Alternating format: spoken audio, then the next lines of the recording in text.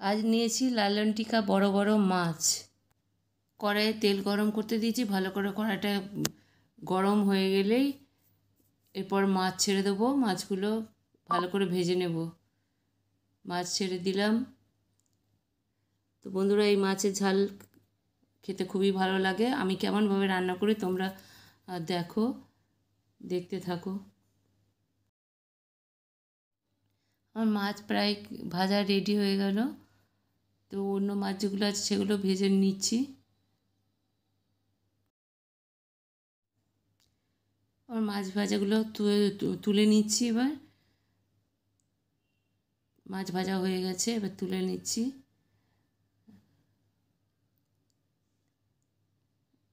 এরপর অন্য মাছগুলো ভেজে নেব। অন্য মাছগুলো ভেজে তুলে রাখবো। আমার মাছ ভাজা রেডি। গরম কড়াইয়ে 5 ফোড়ন দিয়ে দিচ্ছি। এটাকে ভালো ভালো ভাজা করে নেব।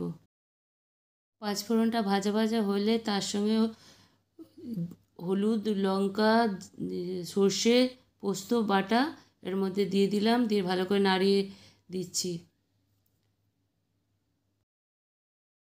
মশলাটা ভালো করে কষিয়ে ওর মধ্যে জল ঢেলে দিচ্ছি। দিয়ে ভালো করে ফুটে গেলে মাছগুলো দিয়ে দেব।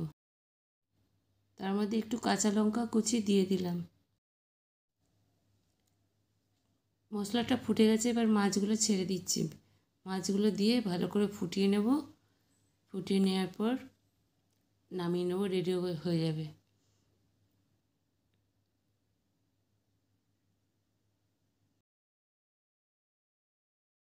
মাছের এই ঝালে পরিমাণ মতো নুন দিয়ে দিলাম। মাছের ঝাল প্রায় রেডি। সর্ষের তেল, কাঁচা সর্ষের তেল ছড়িয়ে দিয়ে নামিয়ে নিলাম। বন্ধুরা, ভিডিওটা ভালো লাগলে লাইক সাবস্ক্রাইব করে দিও।